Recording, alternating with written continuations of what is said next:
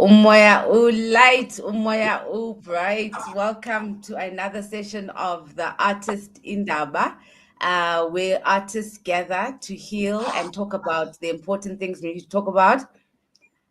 This platform was obviously created for the creative arts industries so that we make it easier for the ones coming after us. Often we hear of a lot of artist exploitation. We're always collecting funds when artists die. We don't know where the artist monies go. Recently, there was a EGM at Somro in the music sector where some historical moves were made. For the first time, board members were removed same time who were implicated in some corruption case. So big things are happening. The artists are gathering so that we are more informed on what's happening in our industry and how do we protect ourselves. The Somro issue will be unpacked. There is a press conference, I believe, on the 27th. That is on Sunday. And we will put up the details of that press conference for everybody interested, for the media interested, to find out what came of the EGM. And that emergency general meeting, of course, was an urgent matter because the musicians and composers were now demanding to know what's happening. Why are people still serving on boards when they're implicated in the corruption and stuff? So I don't like the music to overwhelm us too much, but Artist Indaba is for all art disciplines, whether you're a crafter, whether you are into graffiti, whether you are a poet, whether you are into visual arts. It's all of us meeting because it's easier to take advantage of us when we operate in silos. So now we gather people who've been in the game to come and speak to us every last Friday of the month, to come and unpack some of their journeys, some of their pitfalls, some of the gray areas that need help, that need attention. This is how we bring issues to the fore so that we can have people take action. We saw that there was an action group for Samro who did amazingly well. That EGM was on fire, but like I say, that press conference is on Sunday. We will be live streaming it, so we'll find out what happened with Samro.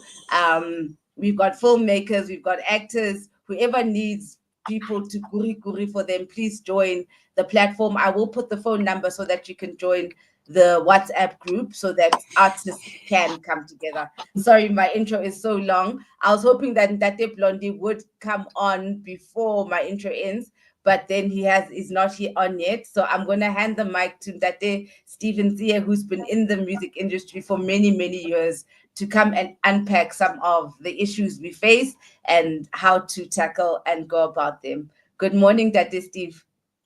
Good morning, Osintukilekai. Thank you for joining us this morning, and we're looking forward to hearing from you. Thank you very much, Tate Piolo. Good morning, leader. How are you? I'm good this morning. I hope you are just as good, sir. Good. Firstly, leaders and the audience at home, I would like also to rectify first thing. We don't have a music industry. We have a music sector. The industry are those who collect our money, which is the collective society, like your Samro, your app.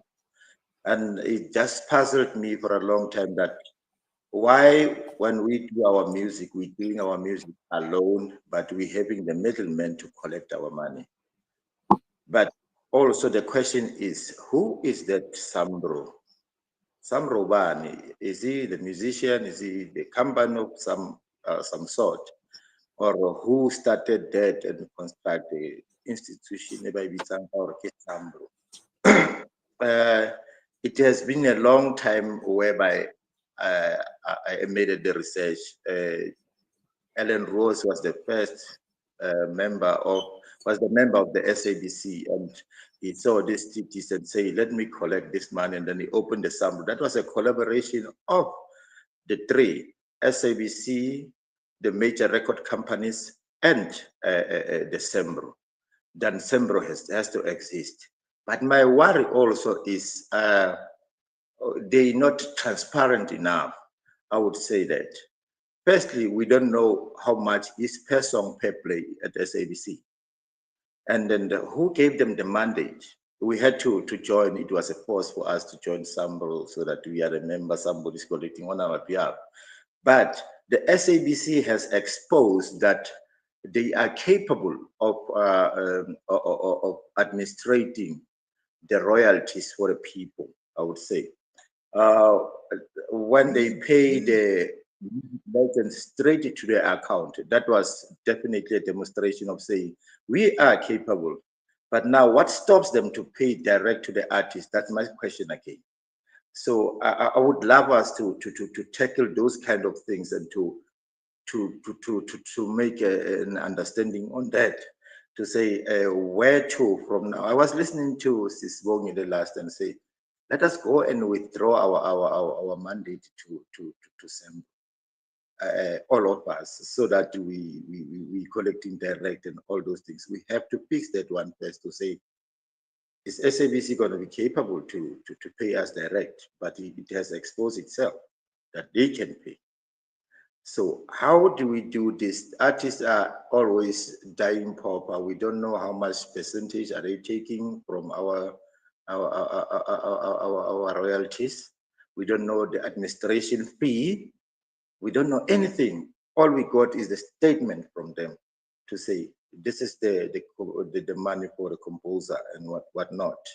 It's even better the person that you gave the mandate to say go and collect on my behalf, and then how much percentage you take, and they will tell you I'll take 20% of administration or 10%. But I'm afraid that was not happening in our country, and our artists always die pauper. They say that they give us the surnames every time when we die. But I'm happy today with this platform that you have created, Sisintiki, for us to come and express ourselves and give, maybe empower the people who's not aware of some other things of the artists around the country. This sector of music has been neglected for a longest time. Longest time. We feed in this industry called the collective society. When are we starting having our own industry? I will tell you that I'm proud of the Kwaito musicians. They came into the space, they created an alternative industry, which was the street patches, everything, you know. Today we counting them at the Kalawas and all those things. So we far from getting this, but we try. I will tell you, when we start the organization called MPASA, that's Music Performers Association of South Africa. It was myself, Peter Mokoena, Ray Chikapa Piri, Blondie, and Mamtu. 5 of us, and then Leo Jonina, whoever they joined us along the way. Most important thing that we wanted to do is to transform the sector to the industry. Only now lately, we really trying hard to have an alternative industry. But maybe let me not say a lot. Gabona, the Blondes is in, definitely is gonna give us a little bit of where we are now. Shame. Thank you. I see you were brought up well. The elder is in the house, so we do have to stop what we're doing and do the respectful thing. Fluza, Tate Flondi, good morning. You're muted. You can unmute your mic.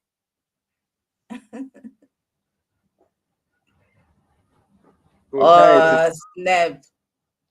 Okay. Okay. We seem to have lost connection. You can continue a little bit up with Steve, because don't feel pressurized. When he comes on again, then I'll just put him on.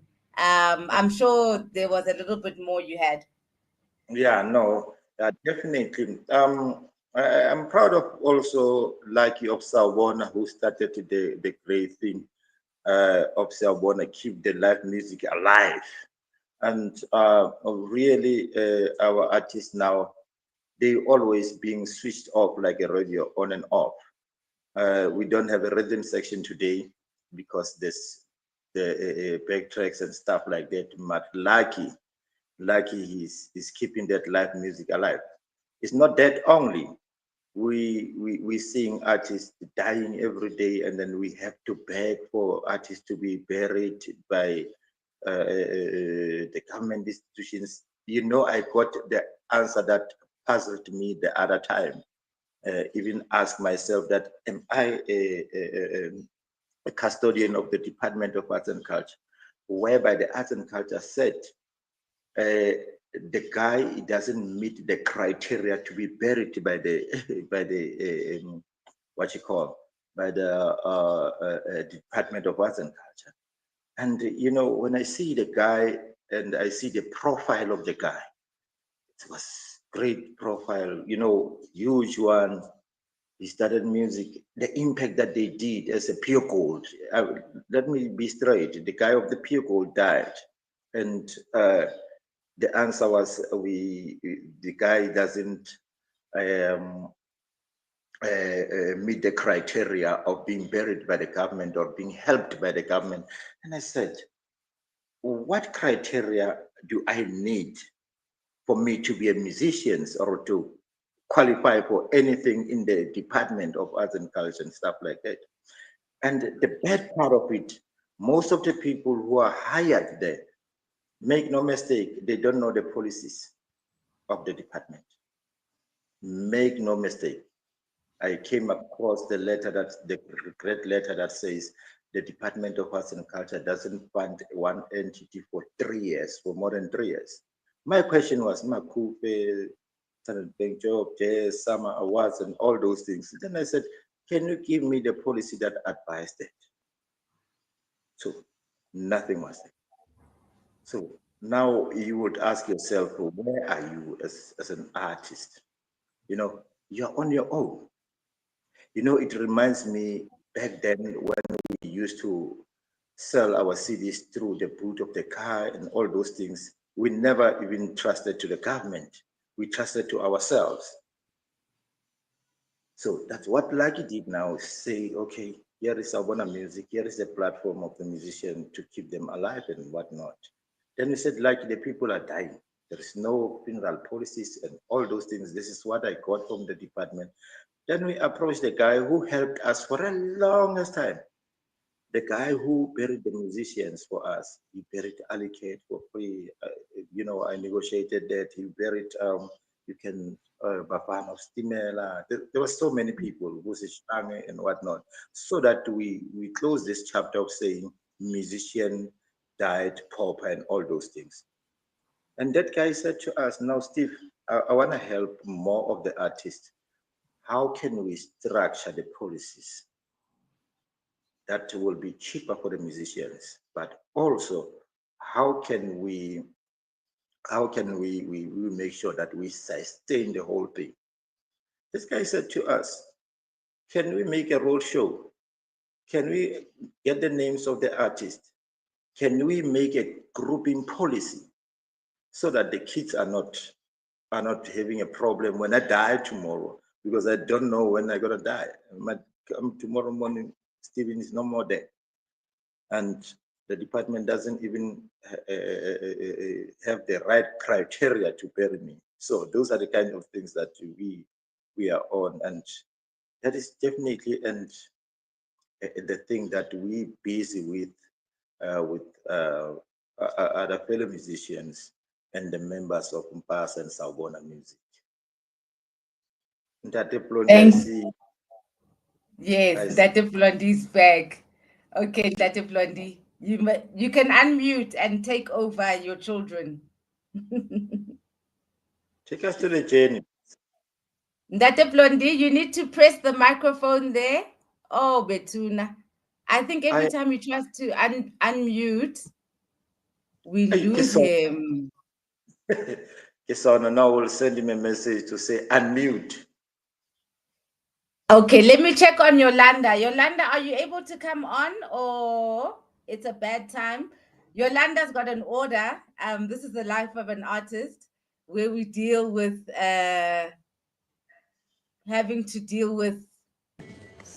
Sanbonani, please.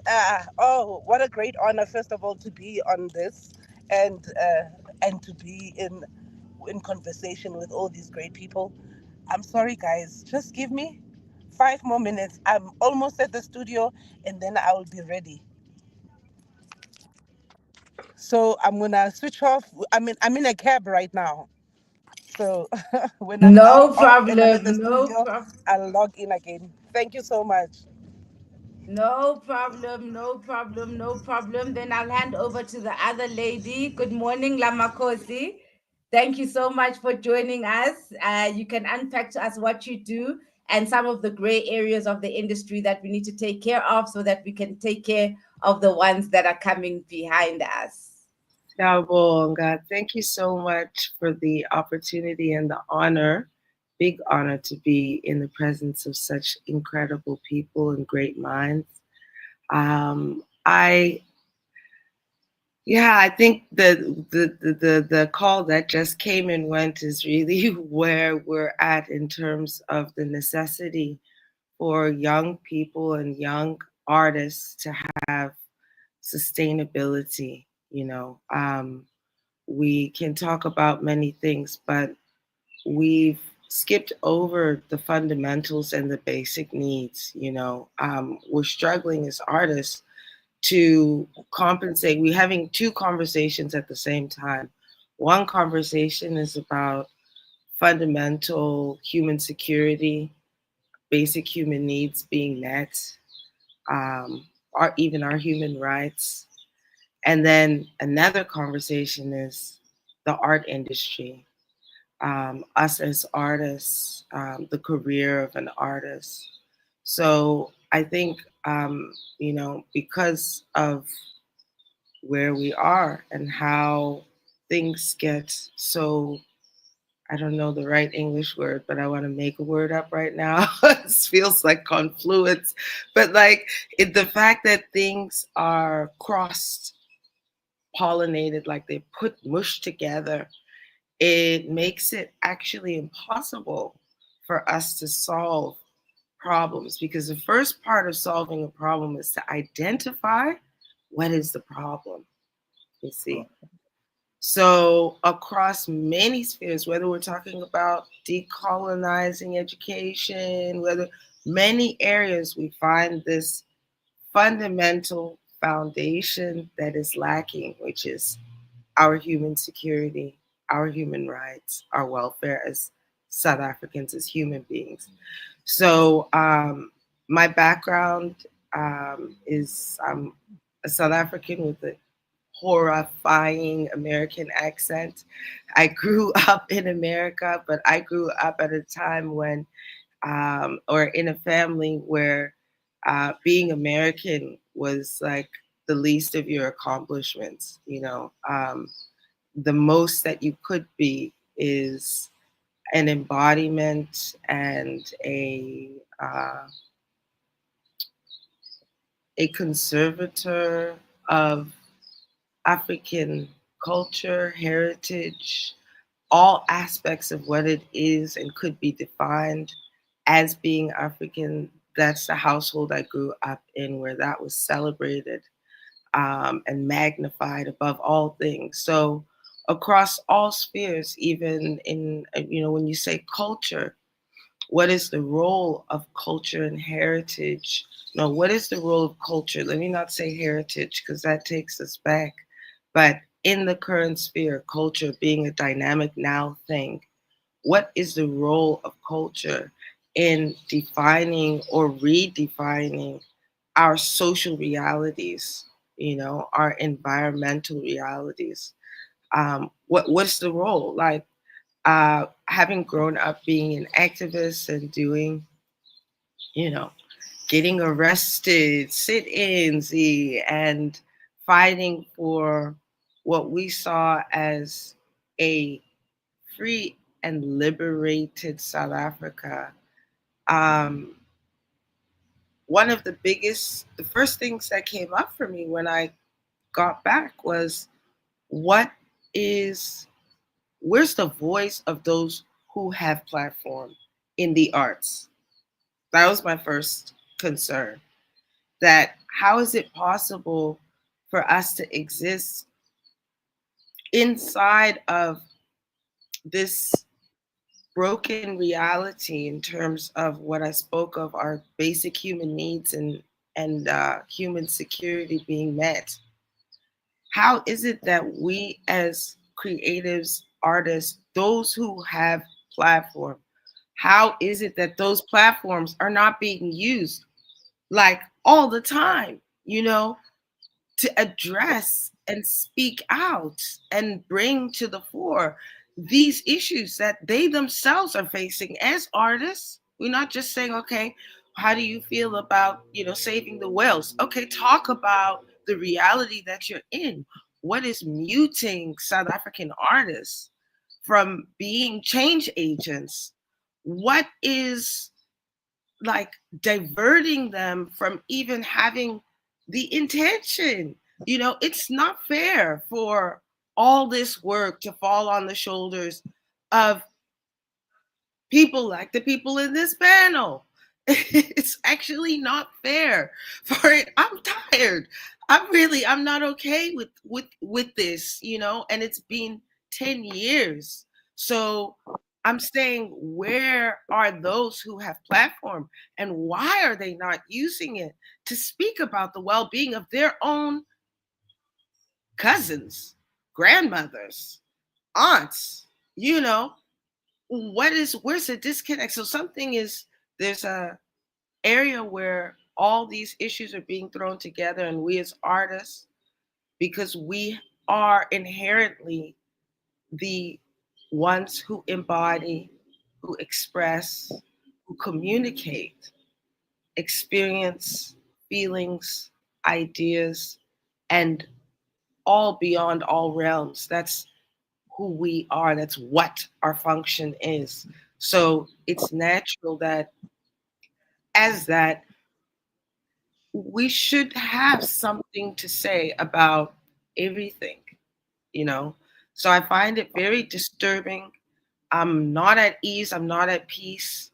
I'm not okay. I'm not enjoying I'm at good times that we're having. I'm not amused also by the lack of accountability and responsibility that we as artists, I'm going to speak specifically as artists, have towards. Of course, we're going to be sitting around protesting and sitting in saying we're not getting funding from A, B, and C because we're not addressing the core issues. We're not addressing the larger overriding umbrella and foundation under which and on which we stand, which is the inequity, which is being in the most unequal society in the world. You think you're just gonna have a nice career as an artist inside the most unequal country in the world? Like, I'm sorry, it's very boring for a lot of people to have conversations and to take action and to really think thoughtfully and strategically about what is our real work at this period in the world, in the era of our existence as human beings, as part of this ongoing chain that connects us into the future. What is really going to matter? Our followers, our views, how Song of the Year, you know, an advert, a sponsorship. What is the legacy? What are the legacies that we are fighting for as creatives and artists? And I can't have all up unto Matala, all the people who've already been fighting this fight since before, still having to carry that torch without, where's everyone else? And Tiki, I don't even want to talk about how much what a martyr she has had to be for the voiceless. You know, I don't want to even begin because it's going to go into a direction that sounds like I'm praising her when I'm only speaking the truth. The thing that I honor most about Unsiki is her capacity to speak the truth in the face of and against her own truth, to speak her own truth, irregardless and unapologetically. And that one thing, that's probably the biggest thing that's missing in our industry, because it's the biggest thing that's missing in our country.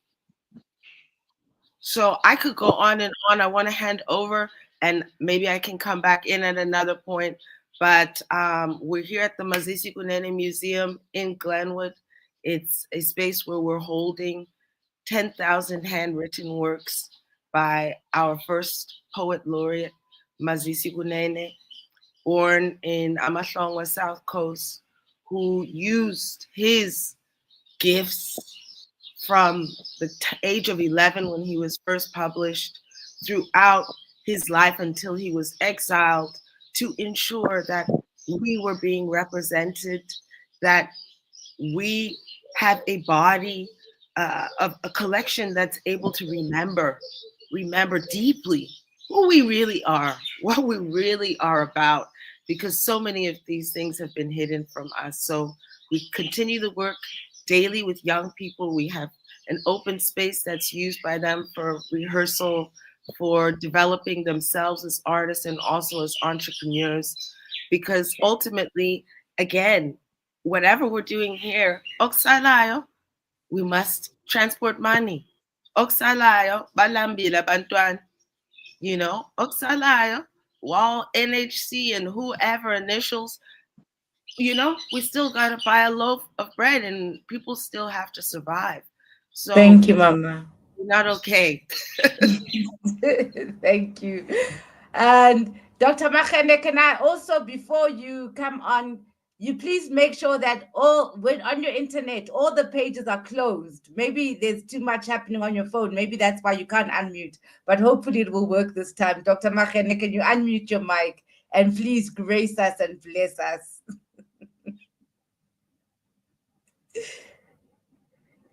You have to press unmute on there.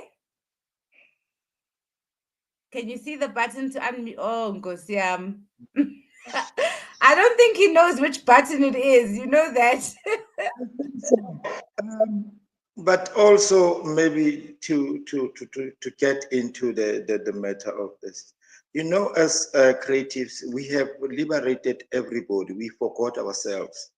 We have liberated every sector that you can even mention. And they had a plan for every sector, but they didn't have a plan for us as creatives. Sports, Steve Stewart, he came in and the sport was nice. Everything, every institution was being engaged on. But the creatives, no, I don't remember. Even the Harare Declaration didn't have that one. So we have liberated everybody and forget ourselves behind. So now, when and how are we going to liberate ourselves?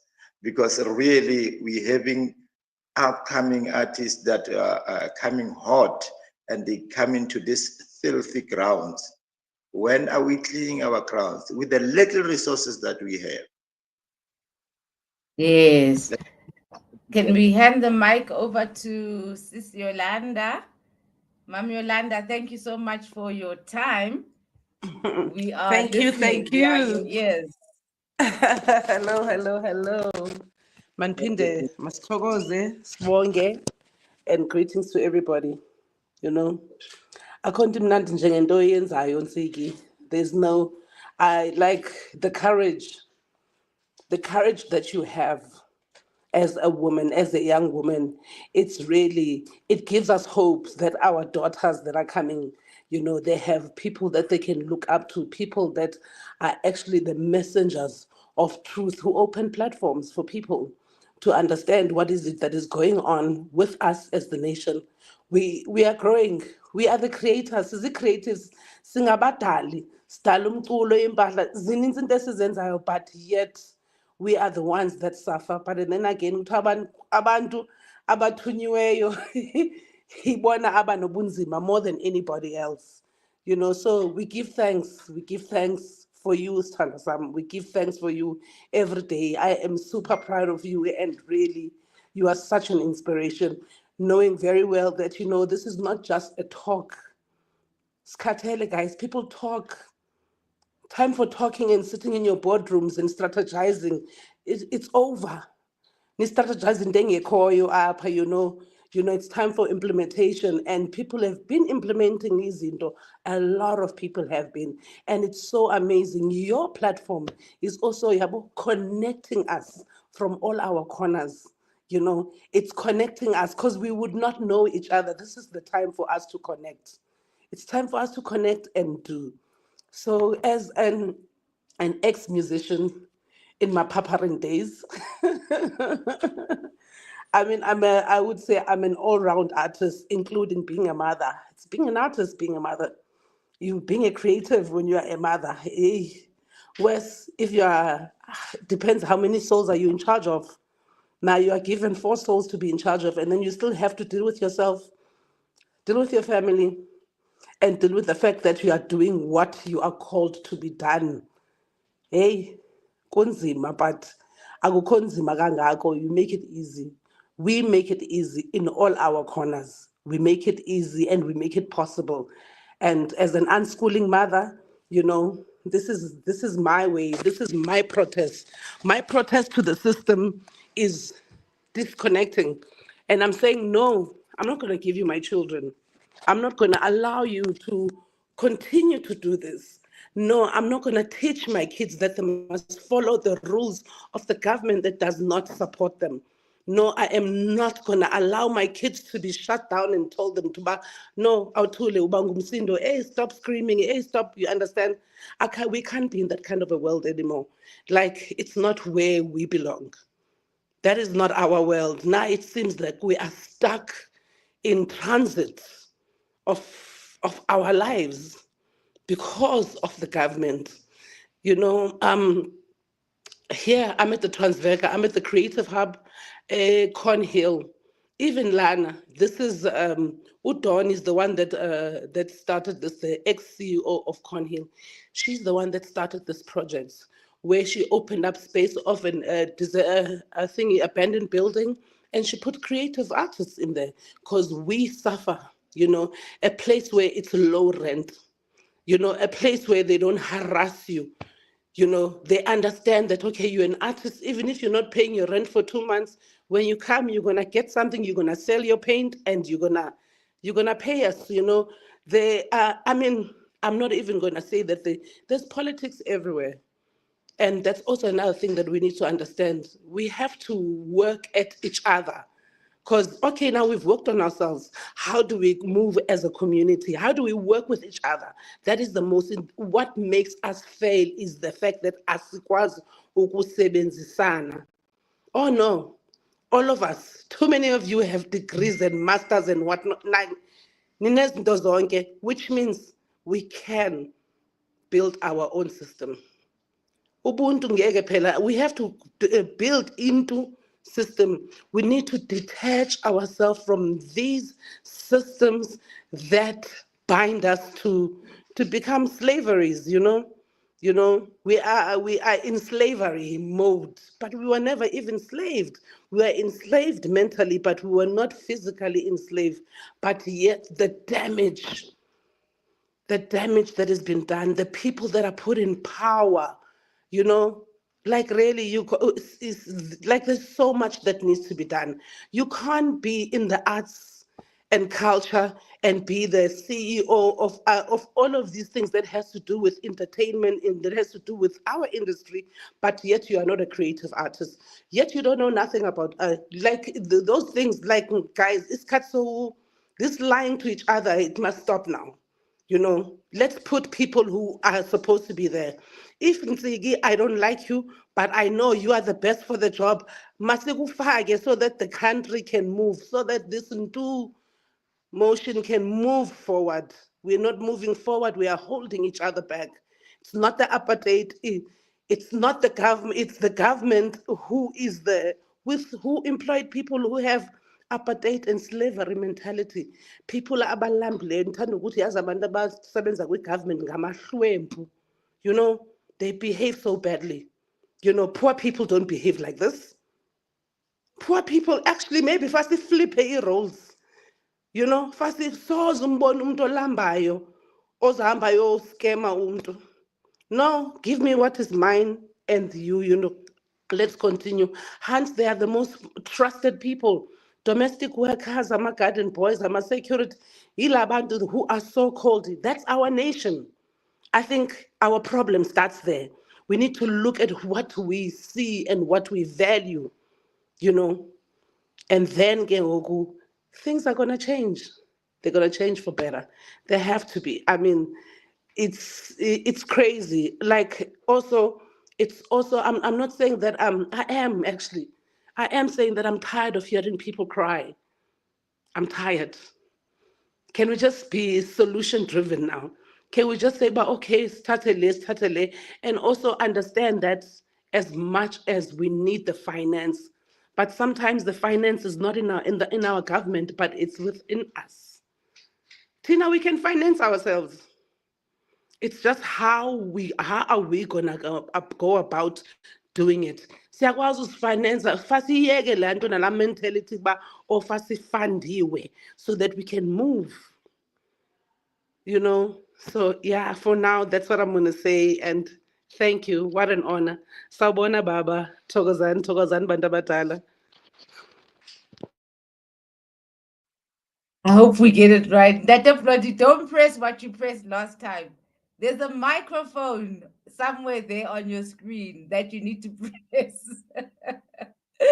There's a microphone right now. It's got a slash across it because it's muted.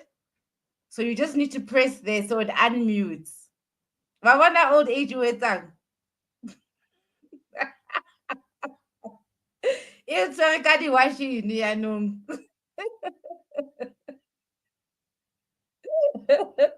Is there no young person there with you? Yes. Where are they? Where are the young people? But it's muted, Ndate. Asizwa. But I also think there.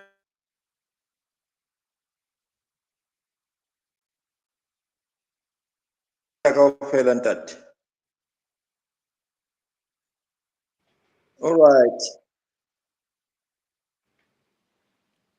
Everybody's muted now. We are winner, Baba.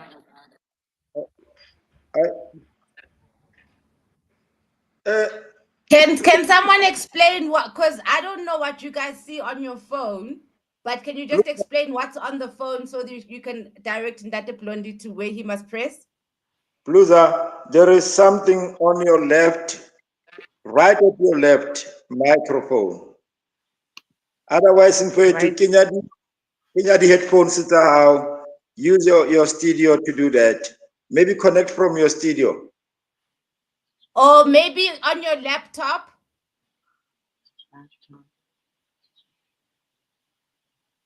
But there's a button there. Yeah. It's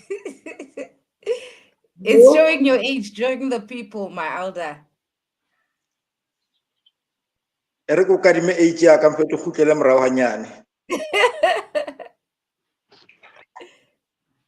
See, this is the thing I always say. Even at the smart technology, yeah, but it's not as smart. It should be helping Baba now. Exactly. It's bad you right. Yeah. And we want that blessing. We need it. No, we'll get it. Definitely. Mom, let me, through you, Sisintiki, I love what Mom says. Before, we didn't trust to the government. We didn't depend to the government. We depended on our own. We used to do things on our own. But the post-94 blinded us and say, maybe our comrade, they come back home and then they come with Inkululego for us. But here we are, still stuck there. So what is working for us definitely is the unity of the musicians and the creatives to say, let us unite to do things with the little resources that we have. You know, what you have now, you said you got a space that you can always do your Steve, craft. sorry, can I just disturb you? You'll jump back in. Ndate Blondie, when I tried to unmute you on my side, it says that your mic is not connected. So when you click onto the stream that I sent to you, please make sure that you make sure that it enables the camera and the microphone. So if you log off now and then log again and then enable the mic and the camera. Okay, that is Steve. You can continue. Sorry about that. Yes, thank you very much. So I think the most important thing is our unity. And as I hope you always collecting the data for everybody so that we tomorrow talking the good language for everyone who's listening to us, especially in the creative sector.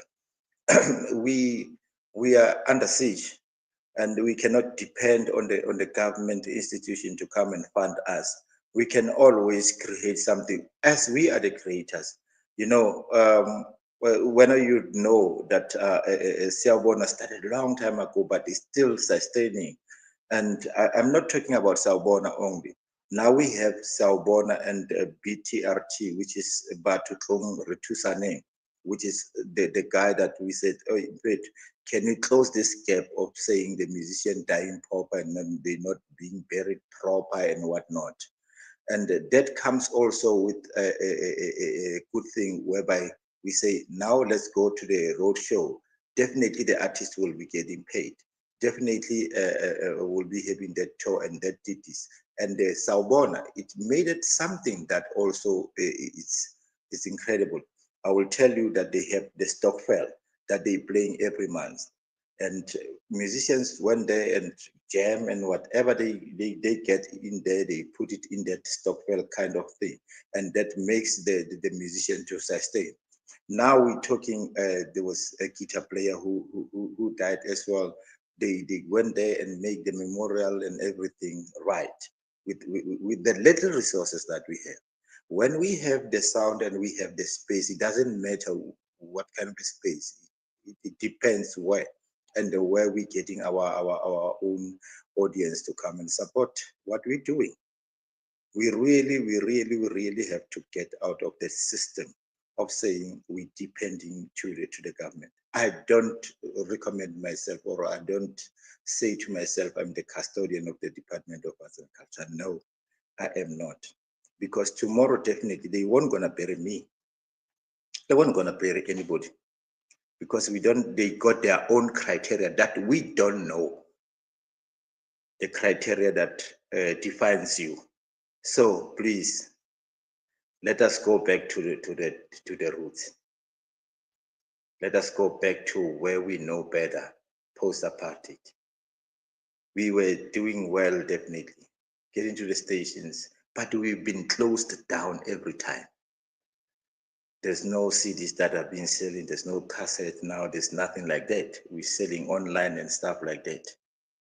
And we are in the bad space whereby our own now wants to join the sector of filming, music, and all those things. Really, the ground is still is filthy. How do we clean up ourselves now? Not tomorrow. Is to get those, we have to go private sectors. We have to go on our own. We really have to unite. That's the most important thing. And thank you for this platform, because this platform is created for people who will express what is happening around the sector and the so-called industry that we don't have. We don't have industry. But really, again, I will say, I honor the people of Kwaito Music who came with their own industry, and make sure that the other artists getting bond houses, the cars from with the installment and stuff like that. We need to do that. Okay, let's check if Dr. Blondie has managed to figure it out. Dr. Blondie, did you manage to add on with the mic? It still says your mic is not connected, which means that it didn't include the mic again. So Bluza, Can you borrow the phone in Kuntlun Dampet? How can my phone in Kuntlun and then connect with that? Hopefully you'll be okay. And when it prompts you to take the mic, you must please accept. Kolo, we can't hear you. Now we can't hear you. Did you put in earphones or something? It's because it's No, unplugged. There we my Yes. go. mic is disconnected. Hallelujah. You hear? Yo. Hallelujah. Hello, everybody. Hi, buddy. How are you?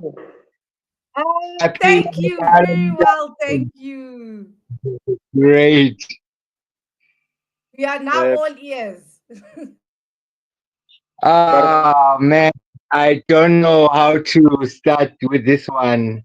I don't know how to approach this one. Tina, we were taken for a major fat ride by the African National Criminal. They really took us for a big ride. They don't have any intentions. They never had intentions about music, how to make it better, how to get it going. They don't have that. They didn't have that in their plan. As Stephen was saying, they had it in the plan of SAFA, football. They could make plans and go to the booth with Steve Chuete and plan and plot how our sports people were going to survive in these times. But we were not. Us, what happened is that Joe Slovo decided to suffocate the music industry with this thing called the Joe Slovo clause, the sunset clause at Joe Slovo. He closed us down. And they thought that after 26 years, maybe people like Blondie Makhene will be dead and quiet and they won't be able to stand up for this nonsense that's going on.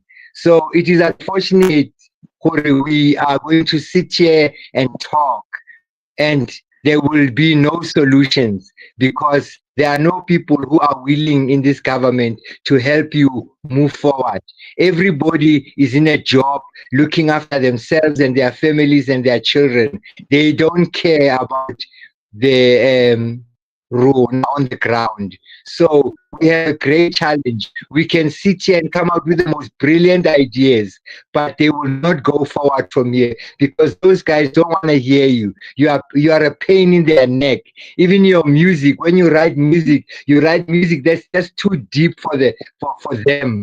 They don't want deep music. They want light music in general, low vibration music that just keeps going. It doesn't have to say anything as long as it's beating and we are dancing to it. That's the plan. And another thing is, Sister Abua Kaka finance. Government has never financed music, not in South Africa. We didn't get here because we had funding from government. We got here by our own try. Like Sister was saying, we worked out things and made sure things worked for us. And we stayed in there and until now. So I'm just saying, Uchi, you don't have your agents inside this government. You don't have agents. You don't have people who work for the music industry, who work for musicians. We need a minister of music in J, just like we have a minister of electricity. We need a minister of music.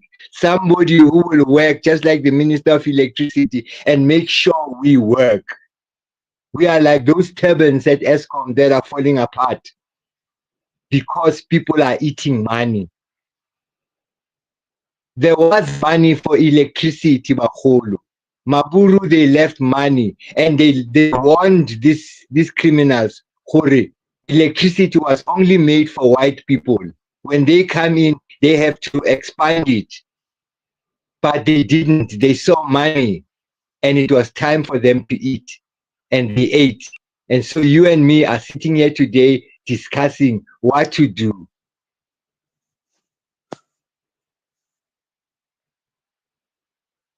Yeah.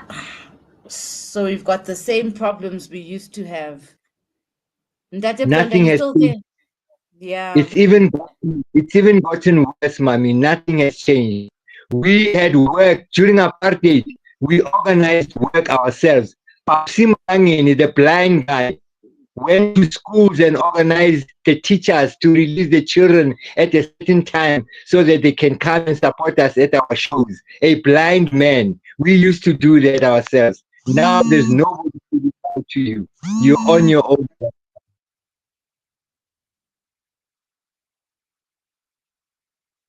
Sure. And I think that was such another important point that was raised earlier by one of the speakers, was the fact that the people who are doing the work, this administrative work in the arts, are not even artists themselves. So it's actually quite insulting where they just come and eat our money. So we exist for them, basically. Even the people that work at all these collecting societies, we artists exist for the SAMRO staff to eat and have retirement annuities and have medical aid. We're doing it's just out of the goodness of our hearts that we're just doing this, basically. So I'd like to give over to Piello as well to have a contribution. He got lost in the network earlier on. Thank you to all the speakers. Bluza, thank you so much. You know you're blessing us. You know you're MVP today. Piello, good morning. Hey, how are you? Perfect. Can you hear me? We are your ears. Hi, Kumila. Two things that just came to my mind. The first one is that I find that sometimes as artists, and I don't know how everybody will feel like this, I'd like to posit like a thought exercise. I feel like in the art industry, everybody's an artist, but I feel like sometimes we never think about that. Not everybody can draw or create the art, that there's other people that understand how to sell the art, to curate. There's other people that know how to package the art, like that man with the big white beard that everybody loves in America, who just know how to make it. So I always find that there's a disconnect between the administrators of the art and the artists. And I feel like there's a point where also we're not speaking a common language, because sometimes we forget to learn certain things and we don't know how to communicate. So, and as a thought exercise, I don't know how you feel about the fact that we all have a role to play in the thing, but there is this disconnect that doesn't seem to quite happen. Because I mean, I have a space where I'm not a musician by no means, but I like to curate musicians and give the best that I can for them. And it's always important for me to find out, where do we meet each other halfway? I mean, I've got a space that will have to be run as a business, but you've also got to perform. So how do we meet each other halfway? And I feel like that conversation doesn't happen as much. So that's how we find ourselves in that exploitative space, I think. Then I had a thought earlier, Steve and you know, in the film industry, we're not actually the royalty. So what happens is that you will be given a brief. The show is going to look like this. It creates a Gena. Go out there and create a treatment and make it into something.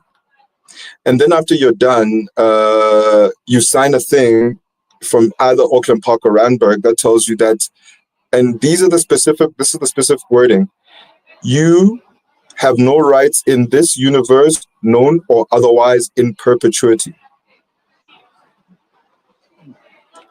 Known or otherwise in perpetuity. So that means it's a show, and I'll never see it again. So the 300 times that it gets rerun, I'll never see anything. So you take a situation like this right now, where we're sitting and a lot of the industry got really quiet for the past few months. I mean, like, people are on food packets kind of quiet, you know? Ideally, we should be eating off those reruns. Ideally, we should be sitting and then like now, but somewhere along the line, those that administer us have not seen it fit for artists and creators to do that. Whereas in America, at least if you create something, you've got a copyright. It's your IP, right? Because a friend of mine likes to point out that this thing that we do is personal.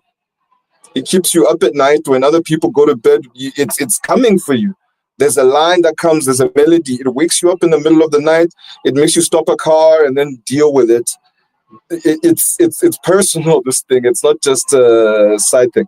So those are my two thoughts on that kind of subject. And, you know, also interacting and engaging with a lot of musicians. By the way, so I still engage a lot high, and I've also got a strong base of people that I know in Mozambique as well. And I mean, you know, we're crying about Samro. They're coming to Samro to see how Samro works so that they can create a system like that, because indigenous musicians and musicians in the general SADC area, they actually do not get anything at all. So I've watched people create music since they were like 15 and then become checkers shelf guys because this thing doesn't work. And then as a parent, I always wonder, how do you receive that when your child says, I want to go into this thing that is going to never work? So it seems. So those are sort of my insights on that. And I find it quite heartbreaking because there's a gentleman who just won a case for Code Red where like they didn't pay him his fees. And he pointed out as well, the biggest problem we have is that like it's one guy that goes, wins one battle, comes back, and then he's done.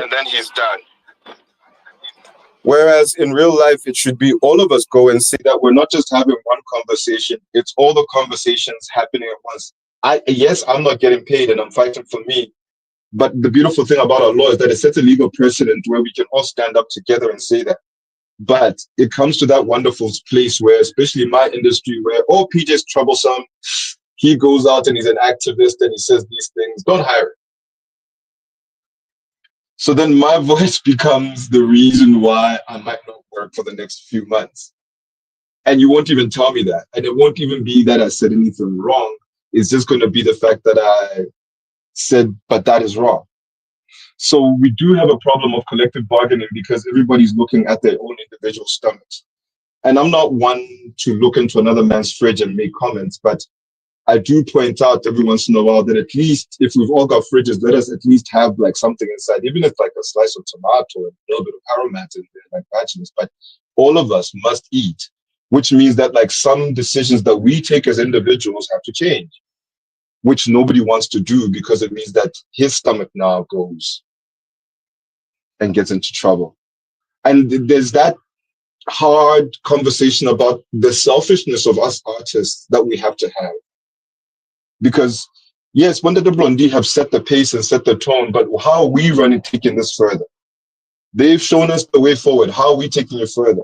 Wonder the Steve have started a whole organization. How are we taking it further? We're not.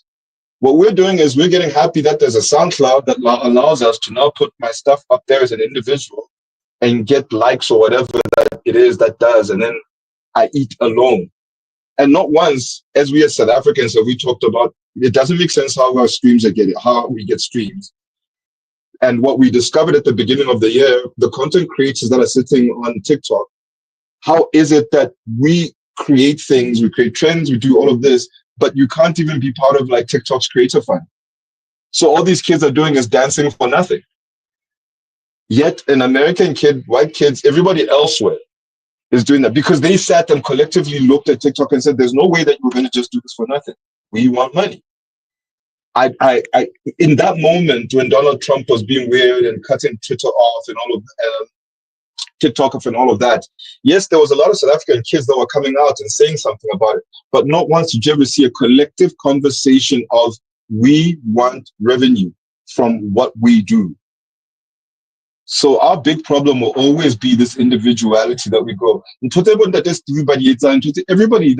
that everybody's doing will never make sense because we are selfish and we have to have the hard conversation with ourselves. I think that's it.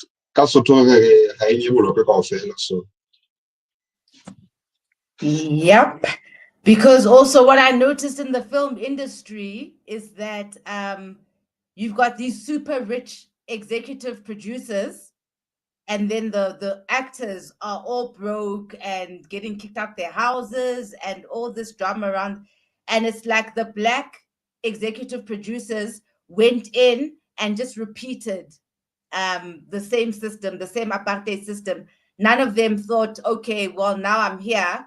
How do we make it work for everybody? So everybody is trying to create a special, they want to be the special rich black who's not like the other blacks. So yeah, that's a very valid point. I don't know if anybody wants to jump in there. I mean, I think it just goes back to the core values, it goes back to the beginning. What is our foundation? Who are we? We can't escape this conversation about our core identities and having grounding within that. I mean, and on a very light note, we say Ubuntu, Ubuntu, Ubuntu, although it's not light at all. It's an entire social organization system that allows for prosperity and wealth generation. So when we take away those inherent knowledge systems and ways of being, again, we lose a framework and a context from which to operate. And ultimately, this is the work of these larger systems of minority control, is for us to start to just see ourselves as the problem. We're just going to end up blaming ourselves. We're bad people. We're not nice. We don't like sharing. Just know that other people, like we love to point to, oh, look at those people. They know how to work together. Oh, look at them. They do it well. Well, they're not working as individuals. They're working as people within a collective framework and system. And all of our systems, I have to say all, I'm scared, maybe all of our systems have been interfered with, have been manipulated, have been compromised, have been broken. So again, it's working when we end up thinking that we're the problem and we also are the solution. That's also a problem. To think that we're the solution is also a problem, because it means if we're the solution, that means we're the problem. Do you know what I'm saying? So it goes back to identifying what is the actual problem, and our selfishness, I of course it is hard, because for those of us who have gone beyond our personal interests and well-being and that of our families to try and extend this inheritance from people like Baba Makhene and our elders, collaborating and working together, we know how many challenges and how painful, the betrayal, the this and the that, and the individualism, like you said, again, that individualism is not coming just from an individual, Nji. That's coming out of a nurture, that's coming out of, it's not a nature. It's not our nature to be selfish. It's not our nature. It's not natural, actually, to operate in that way. Nothing in nature operates in that way. Everything is interrelated and connected. So that lets you know that the time that we are almost in a knee-jerk response of withholding, gatekeeping, sabotaging, all these things, that we're actually part of another system that is working against us. So I know it's so boring to go back to the drawing board, but that's actually the only way forward. And I love what everyone is saying. It's like we're gonna have conversations about things that we can't solve, because fundamentally we're not the problem, but we have a power that we are not exercising as artists, because yes, no one wants to be blacklisted. Everybody needs to pay for their data and airtime. People need to eat. They don't see the value in being Intiki Mazwai. They don't see the value in being the voice to go against everyone and sacrifice everything. They just don't see that as a way forward. They're like, Mm-mm. just keep quiet then. Mm-mm. Mm-mm. Very true. May I ask something? Do you think that the artist struggle becomes so difficult that that moment of comeuppance when things do happen, the fact that you don't ever want to go back makes it difficult for you to be able to share and understand and to be able to give? And I'll tell you why I asked that. Lately, like I said, the industry's been bad. So, you're in that phase where you're literally counting how many slices you eat. Mm. And then and that can only happen from lack, right? Mm. So I'm wondering, have we still been stuck in this lack for so long that we start doing things that way? And yet, on the converse side, that lack makes it easier to have a camaraderie for us to come together, play together, whatever. Because if you look at it, all big groups break up the moment that the money comes in.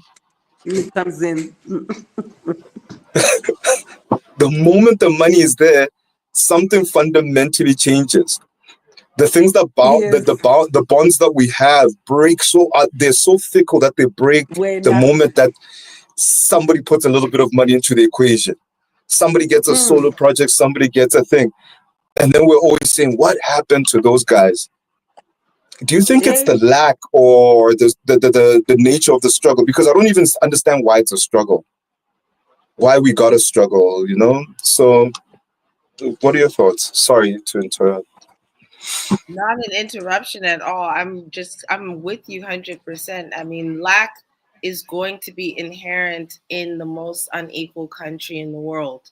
Lack is inherent there. And when you say when the money came in, that takes us back to what Baba Makhene is saying. When the money came in, the band broke up. That's what happened.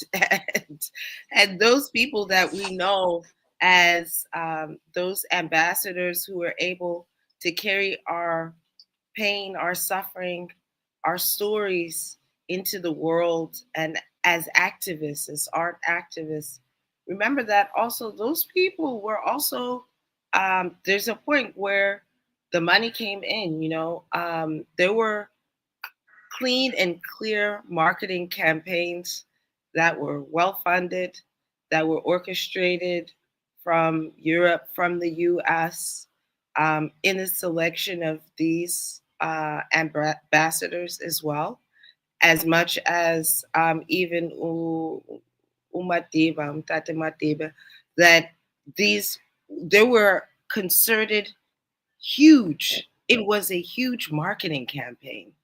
The freedom and liberation of South Africa was an enormous marketing campaign. I'm saying that it required, as you're saying, these different players in the art world, creative world, to come together and work in concert.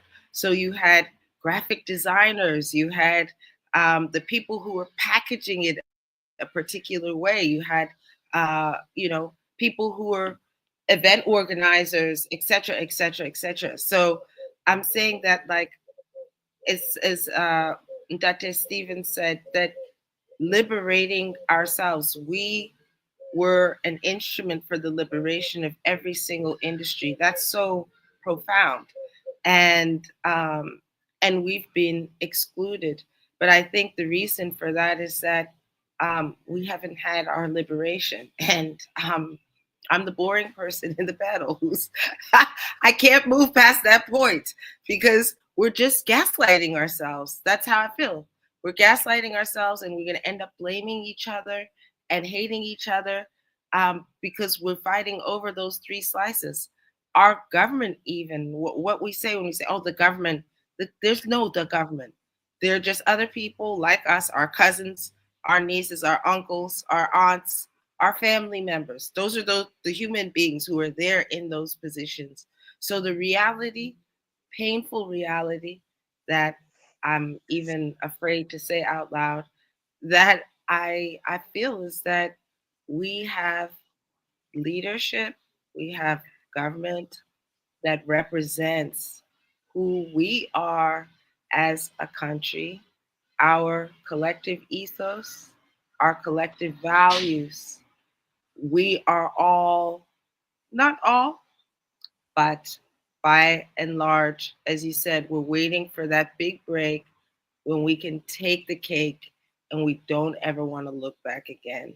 So that's why it's also very difficult for us to fight the people who are doing that to us, because many people are just, they're like, I would do it if I had the chance. You know, the only thing that's angry, that's making a lot of people angry, is that they don't have the chance to be corrupt. Like they're angry. Yeah.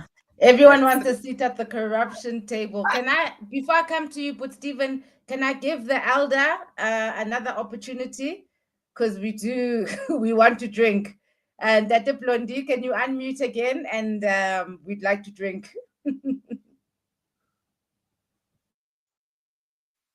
Your mic Uh, is not muted. Oh, there we go. Uh-huh.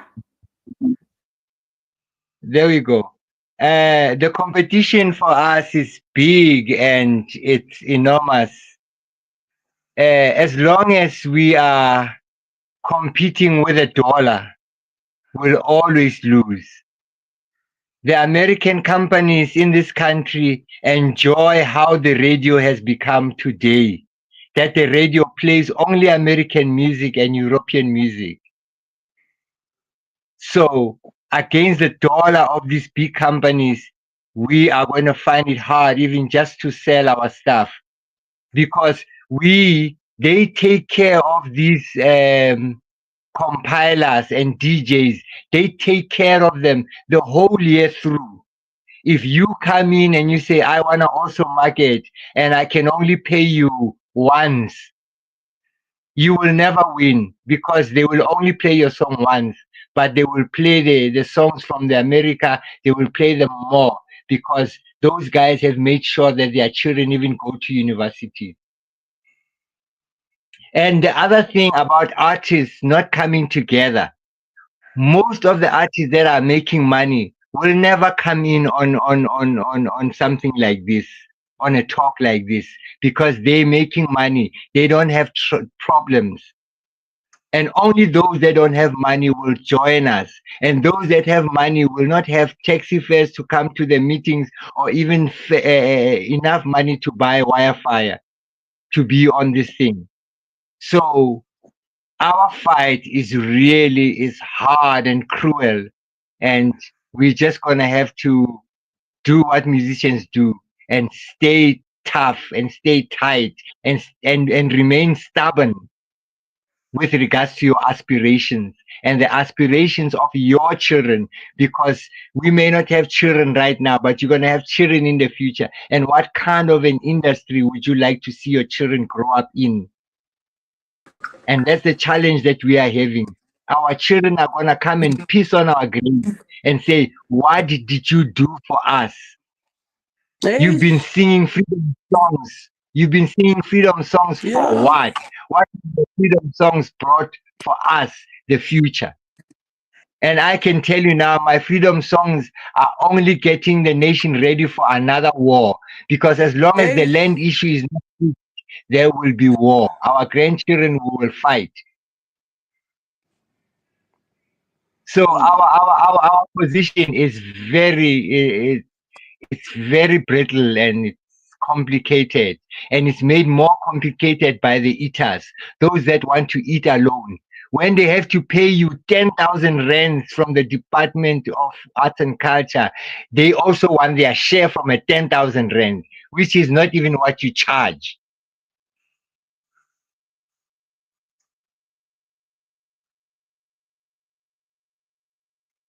Kuyafiwa Bagiti. Kuyafiwa. I don't know how we're gonna fight this one. It's been a long one.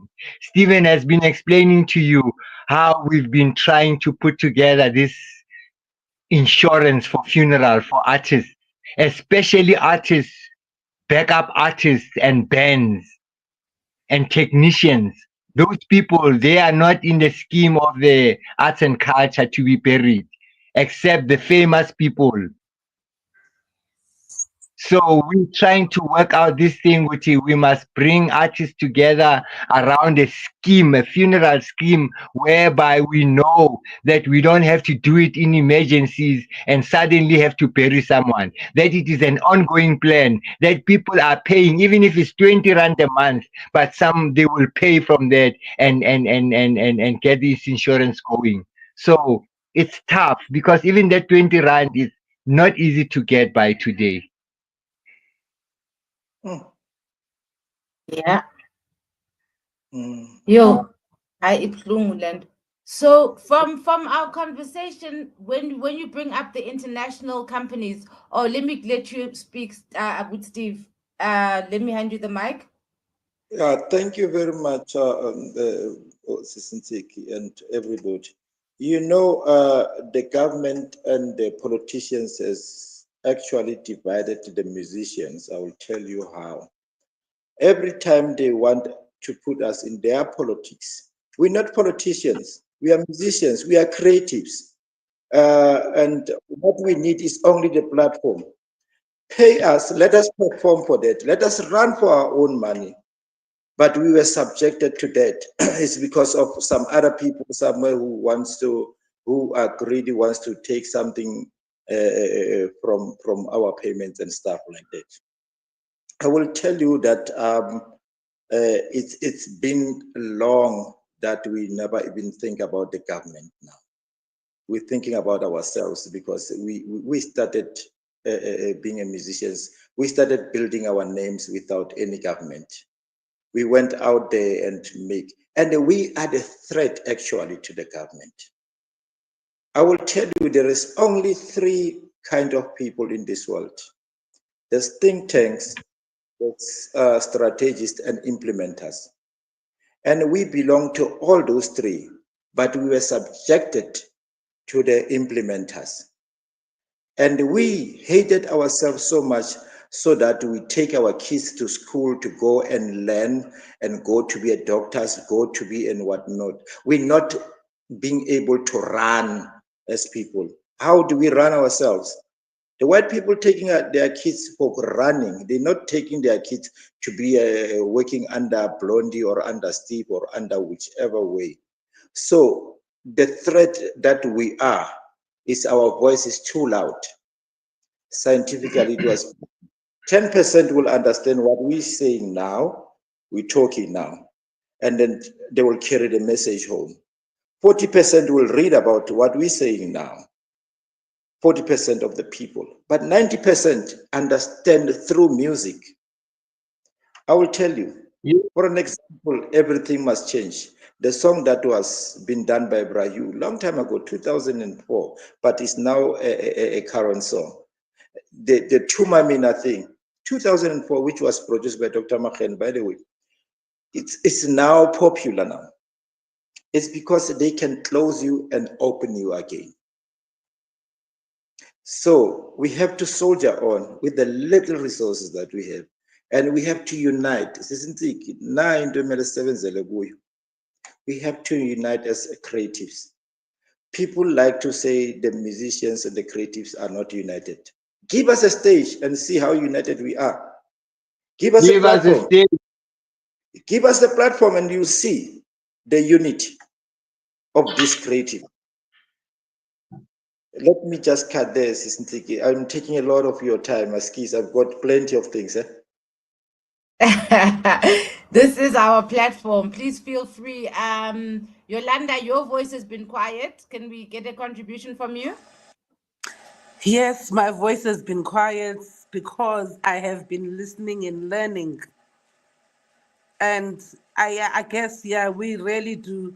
There are steps that we need to take, and as creatives, because our children are also creatives, and then now they're going to be subjected to all this nonsense that is happening here. That's just going to break homes even worse. But I mean, as Ubaba says, Babu Steve, actually, you know what? There's quite a number of us who are united. But and then there's those few who work for the agency, Labampimpi, they'll always want to bring you down. Everything is working, and then the next thing, how bam. Akusaphendulwa nama-phone calls, because someone amongst us, that selfish somebody, has decided, well, oh, okay, you know what, I can do this, and we can close this. But if I go and report, I'll get that little 5,000 rand for reporting on what they are up to, you know. And truly, we are, a lot of our people are very selfish, especially those who have the money, because they say that it does not concern them. You are only the only ones who this involve is those who don't know how to move, who don't know how to work, and unfortunately, not all of us have connections, you know. And then there are those also who are willing to accept the bribes. As I'm saying, I'm still gonna stick to this thing, as long as we are still taking people's jobs, people's spaces, uh, people's artists. Kubizwa unsiki ngithi hayi no mina ngiyakwazi urapper. Like, hello, we need to stop that. We need to stop that and put the right people in the places, the right people on stages, and we have to listen. I think there's a huge gap that is between the young creatives and Abo Baba. We need to foster that relationship. We need to understand, because the people who are making money and drinking alcohol and promoting alcohol, they don't understand, but we are at war. They don't understand, because bona benza amapiano, benza ini, bayithola imali and all of that. But understand about what it is like, what it is to be an artist. Why do you get up on stage? Is it for what? It's not for you. Anything that you are given, it's like I always even say, even the healers, healers, they charge so much money. This is not your thing. This is a thing for your people. This is a thing for your people, not for you to make money. You are given a skill. It's not your skill. That is your gift for your people. Once you understand alone, we are here for umuntu ngabantu. We are here for each other. We are here for each other and to learn from each other. I think that's we need to just bridge that gap of the older generation and the young ones, and those who are, because even if I'm not a musician anymore, but I'm in the creative sector, still I'm still getting the same problems. It's the same problems everywhere, whether you are a visual artist, whether you are a fashion designer. Iyafana. Kufana everywhere. So the best thing is that, but maybe let's take a step back and learn and listen and learn to abantu who were there before us, like Obabo Blondie. We must engage with them more. Because when you engage with them more, and then you understand, but oh no, this wasn't for just dance and drinking, no, and getting girls. This was actually for a cause to uplift the Black nation.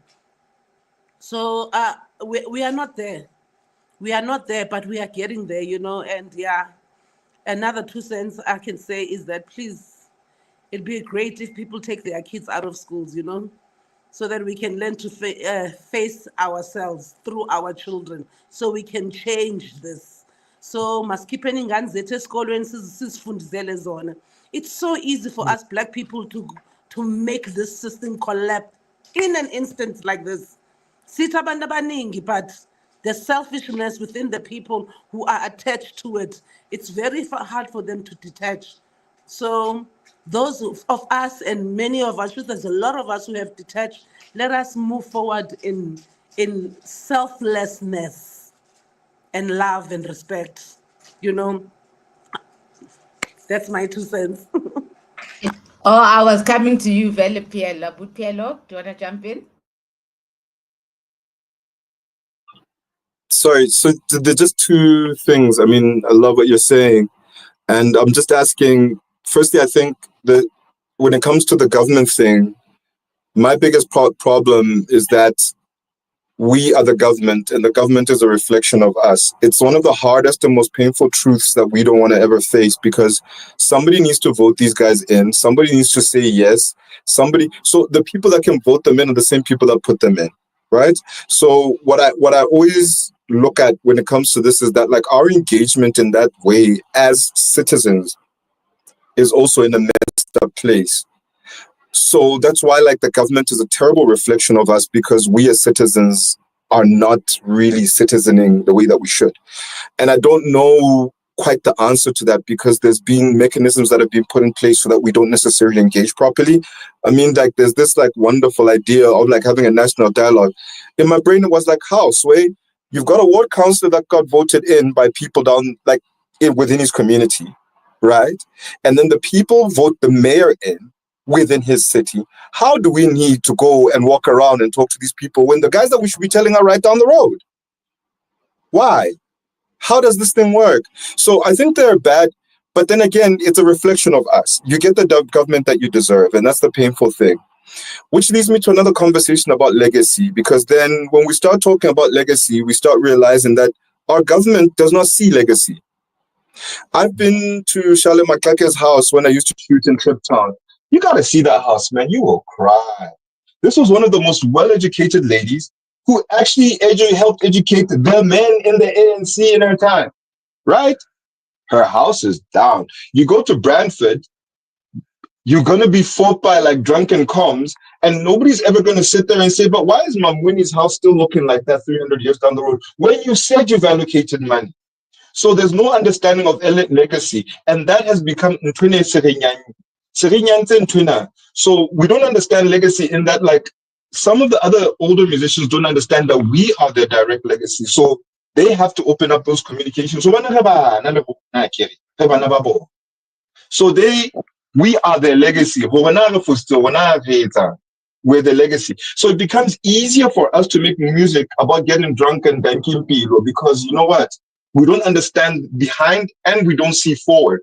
We only live here in this moment. So then all these piano artists, guaranteed 5 years from now, we're all seeing Daily Sun or the equivalent Daily Sun articles of them. Oh no, life is not great. Can you help me go and like to hospital? I need to feed my kids. I need to. But you were doing Dankin Peilo and you weren't thinking legacy. So this conversation that we're talking about when we're talking about how we interact with our elders, it has to be based on legacy. And the lack of legacy and understanding of it is reflected in our government. They don't do things as if they're good. They do things as if they're going to live forever in this moment. Not that in 10 years' time, you're going to be gone. And when people point out and say, hey, man, your father did that, then we're going to start talking about don't speak ill of the dead. Yeah, but that guy did embezzle all that money. Now you have to hide it with don't speak ill of the dead. Sometimes we have to forget that somebody got guns to shoot at people and we can't speak ill of the dead. So at some point we have to have a real conversation, because in the undertones of what we're talking about is like, what will the legacy of this current moment be? And what are we going to do to make sure that it's not what we just came from? I mean, we come in from COVID. We entertained these people when they sat at home and had nothing else. We kept them busy. And yet the moment that they jumped out of COVID, guess what they did? Who were the first people that they dropped? Us. Yeah. Yeah. Yeah. So there's this hard conversation where we have to start having different conversations, but I think also there has to be this big move where kind of going when the Makhene ba tla mo re shapa le bona ba ntsha thupa ba he la bana mamelang go tjena le gona re dule jalo ka bana re mamele gobane ka nako nngwe bana ba tla tswa tseleng empa fela ha so motho ha lahlwe wa kgalengwela. You know, so right now we're living in Dankimpilo, Kumnandi now, and then tomorrow we're back in understanding of this thing that we call legacy. What are we bequeathing to our kids? What are we going to leave behind once all of this mess is done? When the fire's finished burning, when it's all done, what have we got left? We've only got us. If revolution was to come now, banks are gone, everything is gone. Who do we have? Us. What kind of legacy are we going to leave? Anyway, sorry, that was that. Viva Command. Through you, Sisintuke. Very Thank true. you. Thank you, Brapiello, with everything. Really, we are the government, and we have elected the administration, the senior administrators who are fucked up in our life. But unfortunately, in the Department of Arts and Culture, we didn't elect anybody. The person who's sitting there, the person who sits there every time is appointed by the president. And unfortunately, also, he appointed people who doesn't even know our craft and all those things. Look at now, they definitely focusing on sport, forget about the artists and stuff like that. Hence, we are on the ground and say we have to finish our politics. Nalita Blondie and other elders. We said let's fix this and maybe industrialize the sector of whatever the sector we are as musicians. Let us industrialize that. Let us make sure that the people end every week, every month, fortnightly, and all those things. We can create that. But we need also to have the people who are honest to administrate the whole thing. Remember, musicians are musicians. They need administrators within so that they can run their business. We are business, and we forgot that. When we get out of this door, I know how much I worth. And definitely when you do the music, you will know how much you're worth when you go out. But we are subjected again by our own who will say, I know I've got only 10,000 for you. I don't have anything. Remember, we're not being recognized as workers. We don't even have an UIF. We have nothing. We are on our own. And leader, we really need to do that. As I'm saying, I started saying that we have to have our own alternative industry that we don't have. And people are saying every time I'm in the music industry, I said, yo, if you know the industry, you have to define it. The industry has the medical aid, all those subsidies. They pay people weekly or monthly or fortnightly. We don't have a pay date as musicians. We've been paid by performances. And really, we need to overcome those things. That Blondie, I think will add on to what I forgot maybe. So, Mazamkulu, what I really want to also make this group aware of, this group may grow and become a threat to somebody.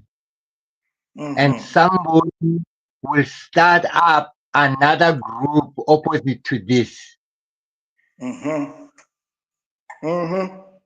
Yes. Infiltration is happening it's not only the police that have been infiltrated by the criminals.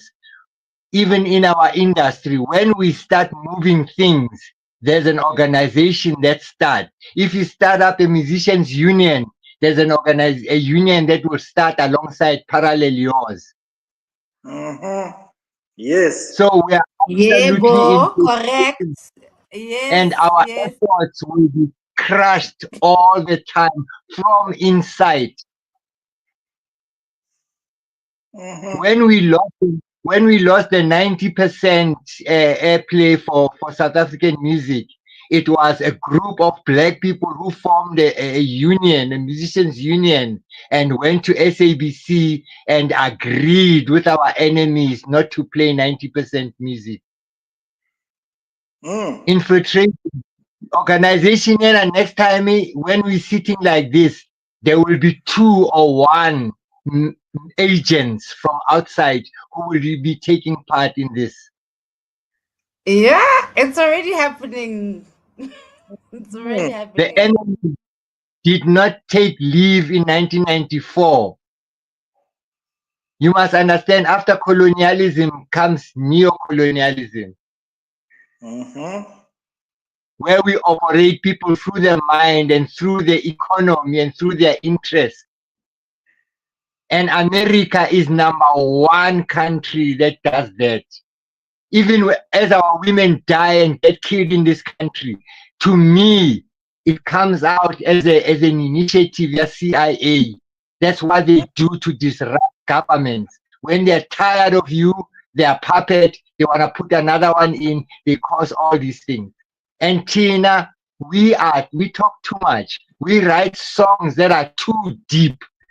And you don't think these politicians who are eating money wants to hear too deep songs. They want to hear the growling in their stomach when they are hungry in the morning.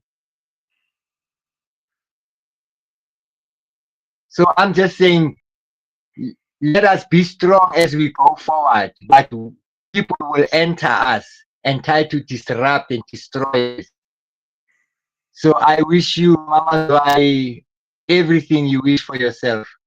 And I wish you progress and prosperity in your efforts to have us discuss a way forward in the industry.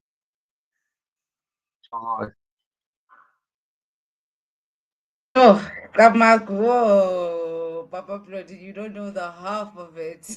It's already quite a journey. Yeah.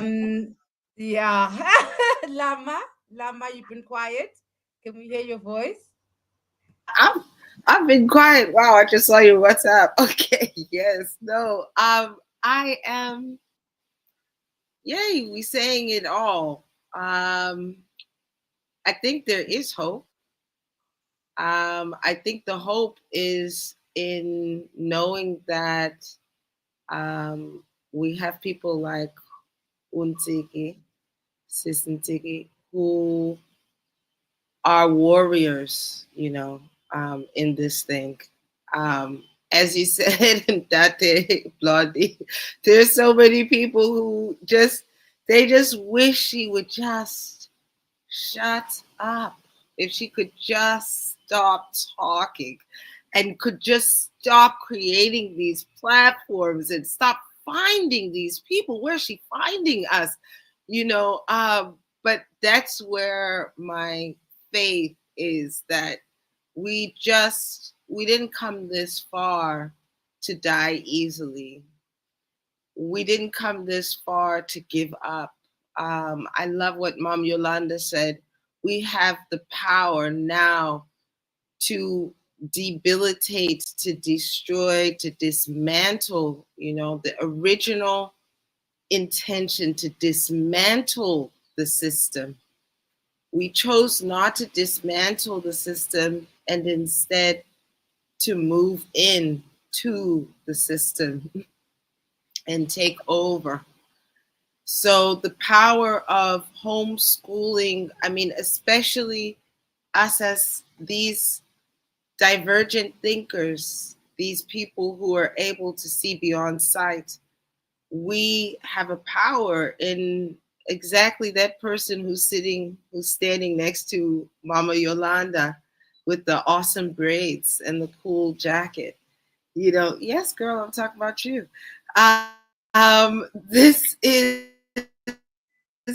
That's where our future is. That's where it's going to work, because, as you said, we can't keep handing our children over to this same sick system.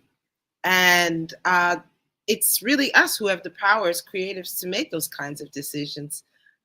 I don't have more to say than Baba Blondie said. Our children will piss on our graves. Untate Makhene at Funda Center in 2020 said our grandchildren will hate us, and I never forgot that. So you're bringing it back to me again to say we have a serious generational responsibility to fight and not take things easy and not just sit back and watch Netflix until we're gone. We have the power and the authority to take what belongs to us and to stop.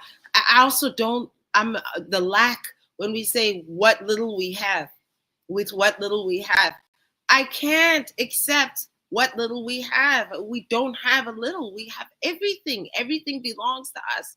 And until we are willing to unlock what we deserve, we will continue to have what little we have.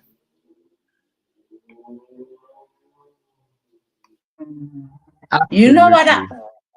I always find so messed up. You know, when I look at my counterparts, like someone in medicine, where I even started working before them, and then I compare where they are in their lives and where I am, and how they've got medical aid, they've got retirement annuities, they've got properties, they were able to build. And despite the fact that I've worked as hard, if not harder, because I had to carry my own thing independently, and they just had to go to an office, in and out of an office that somebody else created, but I create everything. But in the end of it all, I look like this underachieving. So how do we fix the system so that, like, you can't, even that thing where, like, there's the Poetry Festival in Durban where we get paid the same as the newbies. Like, I'll be in poetry for 30 years and contribute for 30 years. Then they just say, your honorarium is 5,000 Rand. Everybody's getting 5,000 Rand. So I, as a PhD holder in my industry, am getting the same as the interns. Yeah. So how do we fix things like that? You know, even like with the music industry, I'm so glad that Blondie brought it up, that we are at the mercy of these international record labels, actually, because they are the ones putting in payola. They're the ones who give artists advances, all these 10 million Rand advances that don't say that, guys, I've still got to pay back this money, which is how they get broke 10 years later on. So then they give this one artist 10 million Rand to come and floss for us and show us what Black excellence is. However, it's a lie. It's a lie. So how do we work around these issues? I don't know if anybody wants to is feeling hot and bothered and wants to jump in there. Sure, Piello? In our industry, our biggest problem is that whereas two things have happened. One, the story that I tell is based on the money I got. And then the story that I tell will be based on where that money comes from. So we're in this happy position where right now the art that we create is based upon who's paying. So those two things bother me a great deal, because you go into spaces where you're told, oh, not another apartheid movie. And I'm looking at this person, I'm like, but whose healing is happening here? And why do you get to decide what I get to say and how I get to say it? Now, I can circumvent that by going to Braspokes, who owns the funeral parlor, get that money from him, make the product, sell it, pay Braspokes off, and then all of a sudden we've got an ecosystem, right? But in the community, what we haven't been able to do in a while is to understand that in our communities, we no longer have value, or the same understanding of the value that we have as we used to. So forget about the fact that, like, we've held you in your hardest times. We've educated you through our art, and we've done all of these things. We still intrinsically have no value. I don't know if you guys get that thing where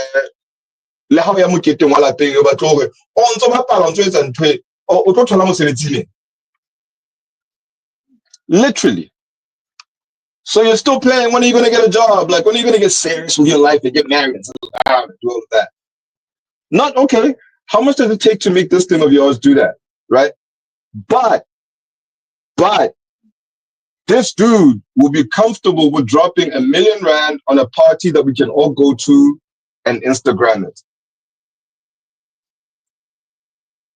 So what we have is this strange problem where we have the solutions at hand, right?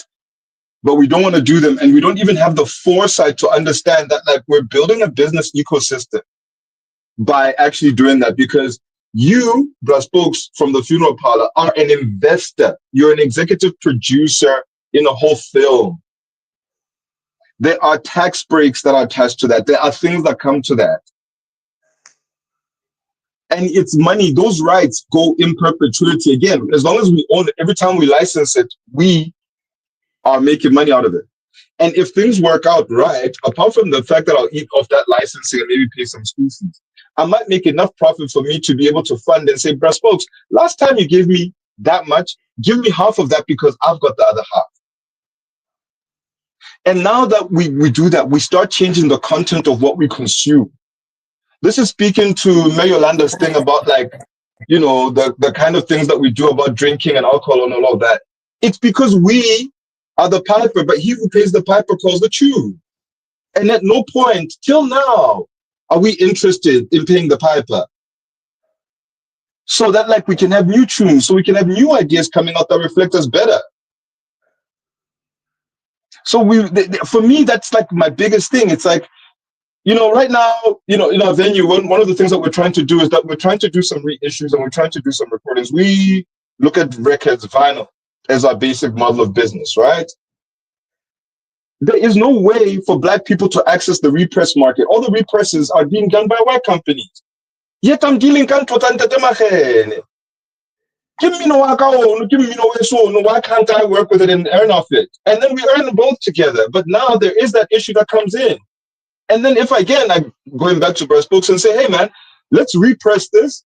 The white kids are loving South African music. They're buying it a ridiculous amount in Europe. I mean, Brenda Fassie is going for $700 and vinyl of Brenda Fassie and the big dudes go to 2,000 rand for a record.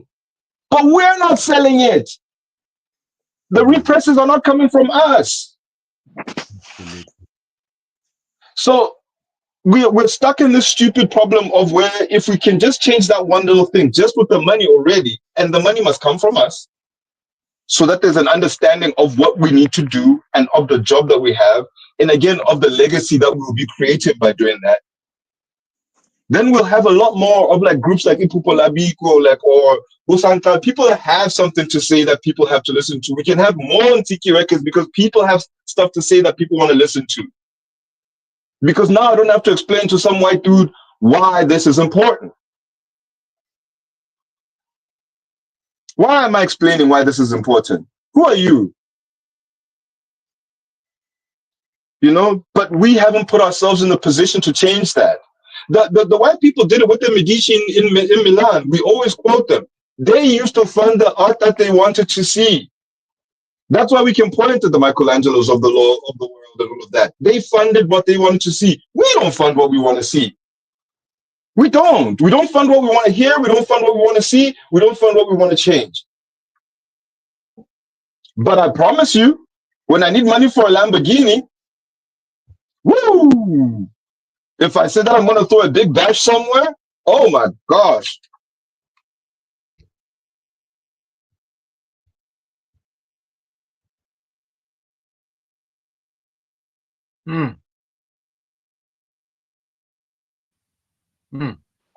Okay, we seem to have lost you there. Ndate Blondie, you want to say something? No, that's deep what my brother is saying there. It's right there, it's deep. Sometimes it sounds like maybe I'm just choosing the low-hanging fruit. When I say the bands in the beginning, when we started off bands, the instruments were never bought by the musicians themselves. There was always somebody who has the opportunity, who has money laid somewhere that he's not using, and they will take that money and buy instruments for this band. We never bought kumbis for ourselves. It was these guys that became managers that bought these instruments. So really, we need funding angels. We need people from outside of our industry. They may not be musicians, but people who have ideas about business and admin. We need finding angels in the industry because our government has left us in the lurch. I'll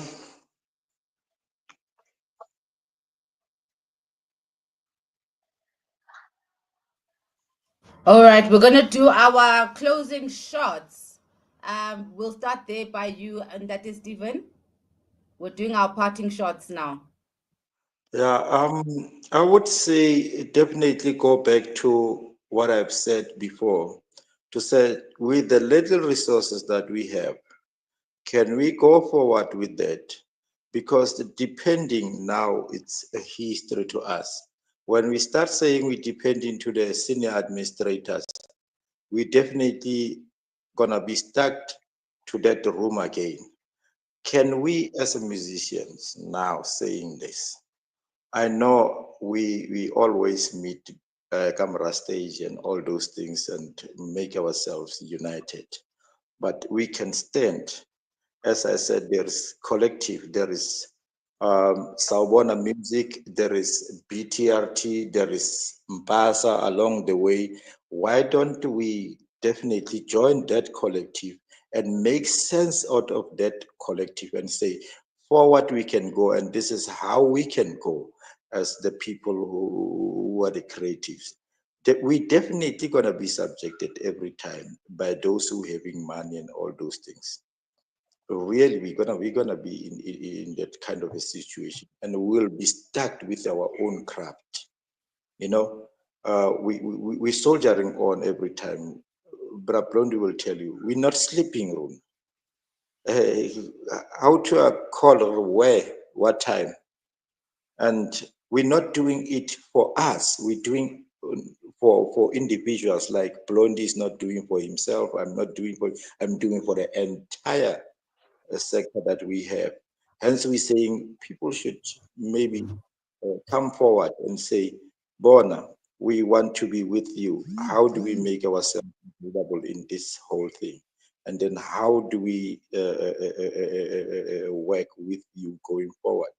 Really, even the painters, they need a rhythm section to go on doing their own thing. You know, we can collaborate everywhere, every time, and every minute. If we can do that, definitely we'll beat this thing. Thank you. Thank you so much, Abud Stephen. Thank you for joining us. I know, Abud Pialo, you need to run off. So let me give you the mic to do your closing shot.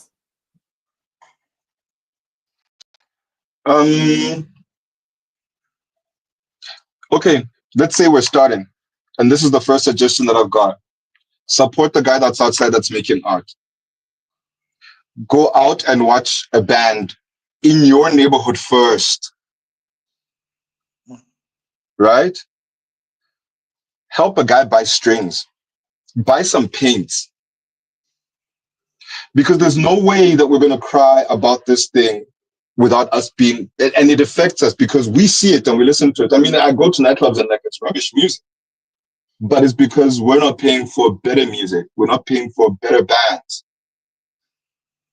If you can go and spend a 1,000 rand on a bottle of tequila in a nightclub, you can definitely go watch a band. And that is going to affect a whole bunch of people by doing that. If you can buy one painting, you're definitely affecting a family. So we don't have to do big things, but the little that we have is the spending power in our pocket. Take it away from those losers and put it back into the community that you support. Support small businesses in their shapes and forms. That is the power that you have. That is what you control. And that is a small change that you make and a big contribution you make in somebody's life. Thank you, Abud Pialo. Thank you for sharing your time and wisdom with us. Sister Yolanda, closing shot. Oh, yes. This was absolutely an amazing conversation. And as we continue to have more and to move forward, we need to, I can't stress it enough. I'm going to say, let's get our kids out of school. Let's start there. Let's see how truly we want this. If we truly want change, let's get our kids out of school first. Let's get our kids out of school, and then we must organize ourselves about how are we going to move forward. And then while we get our kids out of school, let's unite and find, as we say, as we support. It's so easy for us to support. We already belong in that community where artists support one another. We've been living off that, So let's continue. Let's show our kids what it is. That is how we can do this thing. That's my 2 cents for today. Thank you so much, Magwande, Siaktogoza, Ntsikelelo, Mamiya. Oh, we are grateful of you. We are grateful of everybody that is here on this platform. And yes, we are moving forward. And let's also remember, we are not poor people. Yo, let's release our wealth through being selfless and with love. Enkos, Magwande. Damaku, thank you for your wisdom and the time that you spent with us. Thank you so much. Sis Lamakhosi, your parting shots? Inspired, energized, fired up, wishing and wanting to have this reunion as often as possible. I hope that this won't be the last time that we're all together. And yeah, I really, really, really hope that, and however we can support Sis Ntigi to hold more space for this work that she's doing, to open up our spaces and to bring more audience to this work. I think that's how we can, in an immediate sense, in the same way that we were just told, we can support and promote and encourage this incredible content to continue to happen and inspire others to also be independent, sovereign, and divergent voices of truth within their spaces. So, siyabonga kakhulu. I've learned so much today. I can't say enough thanks. Magwande, Kamagu, ngiyabonga kakhulu. Thank you. Thank you. Damaku, and our walking blessing, our living ancestor, Damaku. I hand over to you.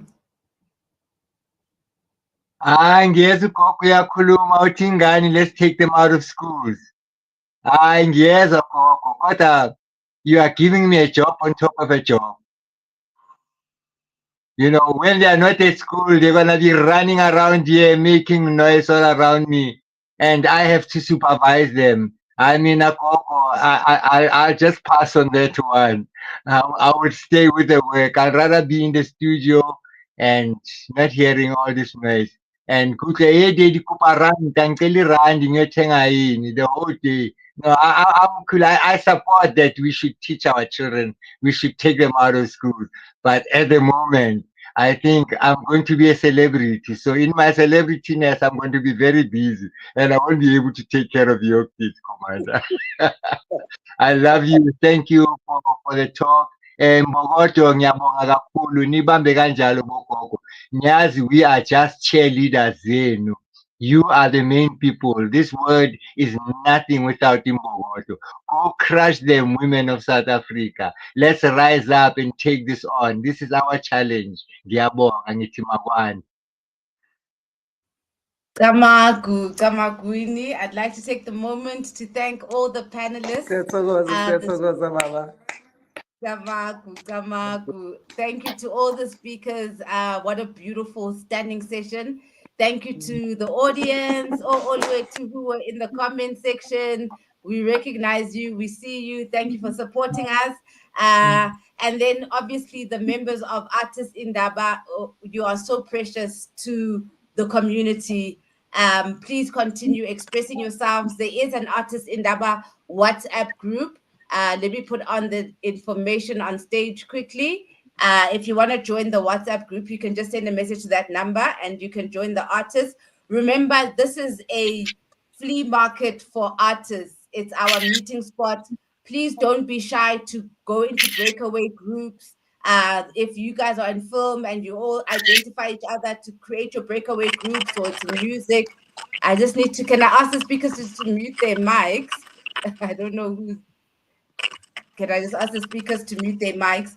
But please join in, create groups, because there is power in numbers, guys. There is power in numbers. So please don't feel like you are stealing from my concept or anything like that. I don't feel like that at all. I feel as if I'm just the thread in all of this. So please find each other, create those groups so that we can mobilize together and change things in the creative industry, because things are not fair. It's not okay. We will continue to have these once a month sessions where we keep the subject alive. And I said to you again that Somro, there is a press conference on Sunday to break down what happened. The artists and the music composers kicked out some dodgy members, and it's war. And also, I think they're going to be kicking out some of the bosses there. So it's actually getting quite juicy. We are there. We are the media, just to give you guys all the scoops. It's also strange for me. I found it strange that Somro does these podcasts where they should be coming here and presenting to us, since we're already a collective. So I don't know why Somro is competing with the space, but it would be wonderful if the collecting societies and the stakeholders in the creative industry come and meet us here on Artists Indaba. We're already collected. Stop trying to reinvent the wheel. Stop trying to create another Artist Indaba. It's already here. So the artists are already here. We're already mobilizing. Once again, don't be shy to find each other and create WhatsApp groups together and continue the fight. Thank you so much to everybody who joined, and we'll see you guys at the end of August. Oh, it will be Women's Month, so maybe we'll have an all-female panel. Thank you once again to today's panel.